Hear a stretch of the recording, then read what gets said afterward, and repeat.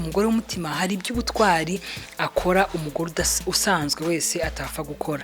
Gushimwa ntawe utabikunda, ari umugabo akunda gushimwa n'umugore akunda gushimwa. Ahangaha rero ntabwo twakwitana ba mwana ngo tuvuge ngo abagabo nibo bashima cyangwa abagore ntibashima. Oya, uyu mugore wubaha Imana niwe umenya gukoresha abaja imirimo ibakwiriye. Umugore wubaha Imana niwe abana be bazasabira umugisha.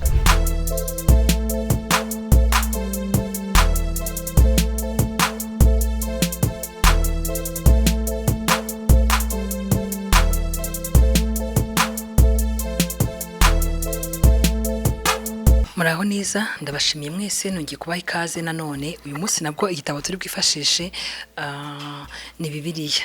Turifashisha Bibiliya yera. Ushobora kuba wifashisha Bibiliya ntagatifu nta kibazo, ariko ntekereza ko hari amagambo amwe n'amwe duhuriyeho. Iki giciro cyo mu migani 31 ubushize twakiganiwe bihagije. Tureba mu migani 31 kuva ku murongo wa 2 kugera ku murongo wa 9, aho nyina wa Lemuweli yamubwiraga ibikwiranye cyangwa se yamusa nk'umugira inama cyangwa se nk'umuha impanuro nk'umuntu ugiye kuba umwami. Amubwira ibyo azirinda, amubwira ibyo azagerageza gukora, cyangwa se amubwira iby'ubutwari akwiriye gukora, ariko cyane cyane yamubwiraga ibintu bitari by'ubutwari agomba kwirinda. Amubwira ibintu bigusha abami, bigusha abagabo, amubwira ko ibyo bintu adakwiriye kubiha umwanya, adakwiriye kubibamo cyangwa se kubibarizwamo nk'umuntu w'umugabo cyangwa se nk'umuntu w'umwami. Tugereranya umugabo, tugereranya umwami nk'umugabo mu rugo rwe cyangwa se nk'umugabo mu muryango we. Aho ngaho ndumva bakurikiranye ikiganiro cy'ubushize turi kumwe.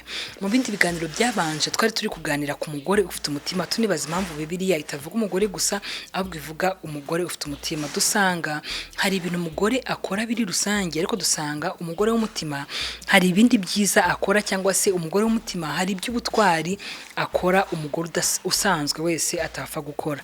Dusanga rero nk'abagore, dusanga ikintu kidukwiriye ni ukugerageza kuba umugore w'umutima. Ntube umugore gusa, ahubwo ugerageze ube umugore w'umutima. Dusanga rero mu bintu bimwe bidushobora kudufasha kubahiriza inshingano zacu, cyangwa se bishobora gutuma twashimwa. Dusanga bidusaba kuba umugore w'umutima. Umugore w'umutima twaraganiriye, dusanga umugore w'umutima afite urukundo, umugore w'umutima afite imbabazi, umugore w'umutima afite gukunda umurimo, afite gukunda gukorera urugo rwe, anezezwa no gukorera urugo rwe. Ntabwo abona ko ibyo akora ari stress, ahubwo abona ko ibyo akora bimufitiye akamaro. Ibyo ukora bigufitiye akamaro bigutera umwete wo kongera kubikora. Iyo ukora neza kandi ukabona ko ibyo ukora bigufitiye umumaro, ugira umwete wo kongera gukora neza. Tubona ko kandi twagiye tubona byinshi, wenda bataradukurikiye ubushize muraza gukurikirana ibiganiro twagize bindi kuri uyu mugore wo muri Bibiliya 31 kuva ku murongo wa 10 kugeza ku murongo wa 31. Twagerageje kuvugaho bikeya bitandukanye, tubivuga nyine bisanzwe, tubihuza n'ubuzima busanzwe, ariko nanone ubihuje n'umwuka, bijyanye mu buzima bw'umwuka. Wavuga Kristo, ukavuga n'itorero, wavuga umugore nk'umwuka wera, cyangwa wavuga umufasha nk'umwuka wera, cyangwa se ukavuga umugore nk'itorero rya Kristo cyangwa umugeni wa Kristo. Tukabivuga byinshi. Ahangaha rero twavuze byinshi bigerageza kuranga umugore ufite umutima. Tuvuga yuko ngo azana ibyo kurya ngo abikura kure, abyuka kare butaracya akagaburira abo mu rugo, ngo kandi agategeka n'abaja imirimo ibakwiriye. Twabivuzeho byinshi bitandukanye. Tubona ko abana b'uyu mugore ku murongo wa 20 ngo abana bahaguruka bakamwita umunyamugisha, ngo n'umugabo we nawe aramushima akagira ati abagore benshi bagenza neza, ngo ariko weho urabarusha bose. Ahangaha nagiye mbona message zitandukanye z'abagore bakatubwira ati twebwe nk'abagore tugerageza gukora ibishoboka byose, ariko tubona abagabo bacu badashima cyangwa batadushima ibyo dukora. Rero uyu mugore umeze gutyo ufite umutima, hari aho Bibiliya igaragaza ko umugabo we amushimira, ngo kandi akamubwira akavuga ngo abagore benshi bagenza neza ariko wowe urabarusha bose. Ahangaha ubwo ngira ngo nk'umugore cyangwa se nako nk'umugabo ushobora kuba ufite umugore mu rugo afite ibyiza akora, ashobora kuba hari inshingano yuzuza neza, hari umwete akwereka mu rugo, hari byiza akora byinshi, kuko umugore akora byinshi mu rugo n'umugabo akora byinshi. Ariko nimbura umugabo ufite umugore mu rugo akagira ibyiza akora, ni byiza kumushimira gushimwa ntawe utabikunda, ari umugabo akunda gushimwa n'umugore akunda gushimwa. Ahangaha rero ntabwo twakwitana ba mwana ngo tuvuge ngo abagabo nibo bashima cyangwa abagore ntibashima, oya. Ahubwo niba twubatse urugo dukanguke ntitwitane ba mwana, ahubwo nibura umugenzi wawe nagira ikintu akora cyiza ukimushimire. Ni byiza gushimwa, bitera umuntu kuhaje. Ku murongo wa 30 rero haranditse ngo ubutoni burashukana kandi uburanga bwiza ni ubusa, ariko umugore wubaha Uwiteka niwe uzashimwa. Ahangaha uyu mwanditsi yasoje avuga rero ngo ubutoni burashukana ngo kandi ngo uburanga bwiza ni ubusa. Ahangaha ashatse kuvuga ko nako ni no ko mbyumva nkanjye, uburanga bwiza budafite umutima abuhwanyije n'ubusa. Nimba uri umugore mwiza ufite uburanga ariko udafite umutima, uyu mwanditsi wa kino gice cya Bibiliya yaravuze ngo uburanga bwiza n'ubusa, ngo ariko umugore wubaha Uwiteka niwe uzashimwa. Mu by'ukuri mu nshingano umugore afite cyangwa ibyo umugore asabwa mu rugo, birakwiye ko ugomba kubaha Uwiteka. Njya ngo ndabwira abagore nkavuga ngo ubundi kuba umugore byonyine bigusaba kuba umukristo, kubera yuko ibintu byinshi usabwa nk'umugore hari igihe utabyishoboza udafite imbaraga z'Imana. Rero uyu mwanditsi nawe yaravuze ngo uburanga bwiza ni ubusa, ariko umugore wubaha Uwiteka niwe uzashimwa.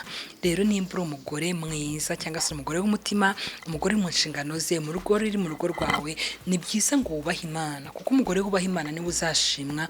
Umugore ufite ubwiza bugaragara inyuma ntabwo ari uzashimwa, ahubwo umugore wubaha Imana niwe uzashimwa. Rero uyu mugore wubaha Imana niwe ushobora no kubyuka kare kwa kundi twaganira ubushize. Uyu mugore wubaha Imana niwe umenya gukoresha abaja imirimo ibakwiriye. Umugore wubaha Imana niwe abana be bazasabira umugisha. Twabonye ko abana bavuga bamusabira umugisha bavuga ngo ni umunyamugisha, bakamwita munyamugisha. Rero biragoye ko ushobora kubona aya mashimwe yose mu buzima busanzwe utubaha Imana. Ni byiza ushaka kuba umugore ushimwa ko wubaha Imana, kugira umutima wa gikristo cyangwa se ugira umutima wari muri Kristo Yesu. Kubaha Imana nicyo kibanze mu nshingano zose dufite. Rero nk'abagore, mu bintu byose bitureba mu rugo, mu bintu byose dushaka gutunganya, haba imbere y'abatware bacu, haba imbere y'abana bacu cyangwa imbere y'abaturanyi cyangwa imiryango, haba imbere y'inshuti, byiza byinshi ushaka gutunganya, banza wubaha Imana, kuko mu kubaha Imana harimo ipfundo rya byose. Mu kubaha Imana harimo urufunguzo rw'ibintu byinshi. Iyo wubaha Imana hari ibintu byinshi Imana igushoboza. Rero tubaha Imana hari ibintu utashobora. Mu by'ukuri izi nshingano z'umugore, dutangira kino kiganiro cyo dutangira ibiganiro byo kuri kino gice cya Bibiliya, narababwiye ngo uyu mugore urasoma ibintu akora, uburyo abaho ugasanga wagira ngo ari wenyine, nyamara uyu mugore ntari wenyine, ari kumwe n'umugabo n'abana, kuko hano mu mirongo yayo barabivuga, bavuga ko n'abana be musabira umugisha, bakavuga ko umugabo we amushima. Rero uyu mugore kugira ngo abishobore nuko yubaha Imana, nuko yubaha Uwiteka, kuko ku murongo wa 30 ni nkuko handitse ngo ariko umugore wubaha Uwiteka uwo ngo uzashimwa. Ushaka gushimwa rero, ushaka gukora neza, ubanze ubaho Uwiteka, ubanze wubahe Imana. Mu kubaho Uwiteka harimo byinshi, ibyo ngibyo abapasiteri barabyigisha n'abapadiri twebwe twari turimo twiganirira bisanzwe. Rero ku murongo wa 31 ngo mumuhe ku mbuto ziva mu maboko ye, kandi imirimo ye nibayimushimire mu marembo. Mu by'ukuri umugore aba akwiriye gushimwa. Umugore akwiriye gushimwa, kuko uyu mugore uri kuvugwa hano ni intwari kandi afite umutima muzima, cyangwa se afite umutima w'ubwenge. Uyu mugore ufite umutima rero aba akwiriye gushimwa, ngo mumuhe ku mbuto ziva mu maboko ye. Ngo wa mugore wakoze ibyiza bari kumugereranya nk'umuhinzi ufite imbuto, ngo bamuhe ku mbuto ziva mu maboko. Ni ngo umuhinzi ubundi nimba yahinze akeza imyaka, niwe ukwiriye kubanza gusaruraho cyangwa se kubanza kuryaho. Ni ngo byikora mu rugo akenshi bikore neza, bikore nk'umubibyi, ubikore nk'umuntu urimo wubaha Uwiteka, ubikore nk'umuntu urimo ukorera Imana, kuko n'ubundi niwe bizagarukira. Umugabo we numwubaha ukamugira nk'umwami, niwe bizagarukira. Ishimwe rya mbere cyangwa se cya cyubahiro uzaha umugabo, inyungu zacyo cyangwa se kwa bya byo uzakorera umutware wawe, inyungu zabyo niwe uzayibonaho mbere. Erega nimba hari ikiganiro twakoze ubushize turi kugereranya umugabo nk'umwami, nuvuga ngo hari umuntu mfashe umugabo sindamufata nk'umwami gute, naba nkabije. Buri nyamara umugabo umugize nk'umwami mu rugo rwe, nawe umwamikazi, kuko ahari umwami byanze bikunze haba hari umwamikazi. Rero ngo uyu mugore wubaha Imana cyangwa se umugore w'umutima, ngo bamuhe imbuto ziva mu maboko ye. Niyo ngo byamira byose uzakora mu rugo rwawe, ni wowe uzabisarura, ni wowe uzasarura, ni wowe uzabanza kurya ku mbuto z'ibyo wabibye. Rero nuva nasoza mbwira umugore uri mu rugo rwe, gerageza ukora ibyiza nk'uri kubiba kuko uzasarura. Buriya mu buzima ibintu byose dukora turabisarura. Iyo ubibye ibibi usarura ibibi, iyo ubibye ibyiza usarura ibyiza. Aha ngaha ushaka kugishima ka ukavuga uti ngewe hari umuntu akoreye neza, hari umuntu agize gutya ntiyanyishyura ibyiza, oya. Ni ukuvuga ngo birashoboka ko ushaka gukorera umuntu icyiza ntakiguhe nonaha, ariko niba ubaha umugabo, niba ugakunda abana bawe, ukabafubika kare, ukabarinda imbeho, ukabarinda stress, ukabarinda umunabi, abana bawe bakabona ko uri umubyeyi ukwiriye kuri bo, ukavunikira abana bawe nk'uko ubishoboye, nk'uko ubigomba. Ibyo ngibyo byo kubwira umubyeyi ngo agerageze kuvunikira abana be cyangwa se kubakorera, hari igihe kenshi biba biri bimurimo cyangwa se biri na ngombwa. Aha ngaha ukavuga uti wenda ese iki ngiki kubumbuza akanwa kanjye ubwenge n'initwararika nkaba nk'uyu mugore, itegeko ry'uryo ntanze ry'ururimi rwanjye rikava ku rukundo, nkabyuka kare nkamenyera kubahira amaso urugo rwanjye, ese inyungu ni iyihe? Ese nge nzabona inyungu ryari? Ese ninkomeza kujya mbyuka kare, ninkomeza kujya nitanga gutya, ngewe bizagenda bite? Nari mvuze ngo umugore rero w'umutima mu rugo akora amera nk'umubibyi. Kora icyiza nk'uri kubiba, kora icyiza nk'uri kubiba imbuto, kuko umubibyi hari imbuto abiba zikaba zakwera vuba. Hari imbuto zerera amezi 2, hari imbuto zerera amezi 3, ariko hari n'izera bitinze. Rero icyo uri kubiba wowe umenye ko gusa icyo ubiba uzagisarura. Ntucogore kubiba neza, ntucogore gukora ibyiza, kuko icyiza ukora kizakugarukira byanze bikunze. Aha ngaha twarasomye tubona ko uyu mugore ngo anezezwa no gukoresha amaboko ye, ngo kandi abona yuko ibyo akora bimufitiye akamaro. Nimba uri umugore uri mu rugo rwawe, gerageza ubone ko ibyo ukora bigufitiye akamaro, kuko bizakugirira akamaro uyu munsi cyangwa ejo.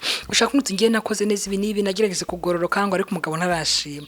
Umugabo witegereza ko ahita gushima ku kanya, wenda ategereje ko ibyo uri gukora atari agahararo cyangwa atari ibintu wumvishe mu kiganiro, arebe ko ari ibintu bizaguma. Ushaka kuvuga uyu munsi nitwararitse numvishe ibi n'ibi mu kiganiro. Umugabo ashaka kwitegereza akavuga ati reka ndebe ko atari agahararo, ko atari cya kiganiro yumvishije wenda cyamukanze umunsi umwe, ndebe ko azaba umugore ugororotse icyumweru kigashira, azaba umugore ugororotse ukwezi kugashira. Rero wishaka kuba umubibyi ushaka ngo abibe ahita asarura ku kanya, byaba birimaje, byaba ari ibintu bidasanzwe, kuko umubibyi yabibye imbuto ntabazi ngo ese zizera ryari. Ikindi ushaka kubiba imbuto nyine ikaba yahura n'amahwa akayiniga ntikure. Ushaka wa imbuto wateye ari imbuto ikomeye isaba kwerera mwaka umwe cyangwa amezi menshi. Rero umubibyi ntabwo iyo abibye ntago agira stress yo guhita asarura, arabiba akagira igihe ategereza. Rimwe na rimwe hari n'imyaka yera umuhinzi yanayibagiwe cyangwa se atani kwitekereza cyane. Wowe kora ibyiza rero nk'ubiba, uzagira igihe usarure. Korera urugo rwawe nk'uri kubiba, uzagira igihe usarura. Shaka gusarura wenda byihuse cyangwa ugasarura utinze, kora neza. Ishimwe ry'umugabo wawe ushaka kuzaribona bitinze cyangwa se bibangutse, ariko uharanire gushimwa. Iyo ukora uharanira gushimwa ugeraho ugashimwa. Ikindi ugakora uharanira gukorera Imana cyangwa se kuba Imana. Icyiza ukora mu rugo ugikore nk'ukorera Imana, ugikore nk'ubashye Imana, ko batubwiye ngo umugore wawe Uwiteka niwe uzashima. Hanyuma umere nk'ubiba rero, utegereze igihe imbuto zawe zizerera, kuko buriya nubiba n'amahane n'ubundi uzasarura ibigendanye n'amahane. Kuko ntago wabiba ibigori ngo ujye gusarura ibitoki, ntago wabiba amasaka ngo ujye gusarura amashaza. Buri imbuto yose ubibye irakura kandi irera. No mu buzima busanzwe rero tutagiye muri Bibiliya, mu buzima busanzwe tubona ko ikintu umuntu abibye agisarura, byatinda byabanguka. Rero nk'umugore wubatse urugo, nagukangurira gukora icyiza, ukamera nk'umubibyi, ukabiba ibyiza, ukabiba urukundo, ukabiba imbabazi, ukabiba kuvuga neza, ukabiba haba ku mugabo ukabiba, haba ku bana ukabiba, haba mu bakwegereye mu baturanyi cyangwa mu bakene ukabiba, haba umuntu ashaka kubibira ahantu hatandukanye. Ariko nagira ngo nibutse umugore uri mu rugo uyu munsi ari kumva ko inshingano ze cyangwa gukora neza ari bimuvuna, ari bidafite akamaro, ngo nge ndakora ntibanshime. Ushaka gukora neza uyu munsi, nimugoroba ntibagushime, saa sita ntibagushime, ariko mu kwezi gutaha bakazagushimira. Rero kandi ishimwe ritinze burya hari igihe riza rifite imbaraga cyangwa se rifite icyubahiro kirenze. Ubwo nagira ngo mbwire umugore ngo mera nk'uyu mugore wo muri Bibiliya, wambare imbaraga, wambare n'icyubahiro. Ni byiza rero ugerageze gerageze wiyiteho. Ubushize twarabiganiriye tuvuga ko umugore ikiganza kimwe gifite ipamba, ikindi kiganza gifite igiti ahotoza. Byose twabiganiriyeho, wenda niba utaradukurikiye tutarabanye mu biganiro by'ubushize usubire inyuma urebe aho twaganiriye kuri uyu mugore wo mu migani 31 kuva ku murongo wa 10. Uragenda ubona byinshi bishaka kukungura cyangwa se bishobora kungura mugenzi wawe nk'umugore. Ni byiza ko tuganira kuko ibyo ubuzima turimo buradusaba kubanza kubaha Imana nk'uko uyu mwanditsi yabitubwiye. Hari byinshi rero umugore asabwa mu muco nyarwanda cyangwa se mu buzima busanzwe, ariko ugasanga n'umundi biragusaba kugira wa mutima wa gikristo. Niyo mpamvu njya mbwira abagore tuganiriye akenshi nkabwira ntabwo mbyumva ubundi mu nshingano za kigore ni gute umuntu ashobora gushobora ibi bintu atari umukristo, ni gute umuntu udafite kubaha Imana muri we bundi ashobora gushobora inshingano za kigore. Ariko hari n'abishobora batubaha Imana, ariko ntekereza ko bitoroshye, ntekereza ko bigoye. Ariko Bibiliya yatubwiye ngo umugore wubaho Uwiteka niwe uzashimwa.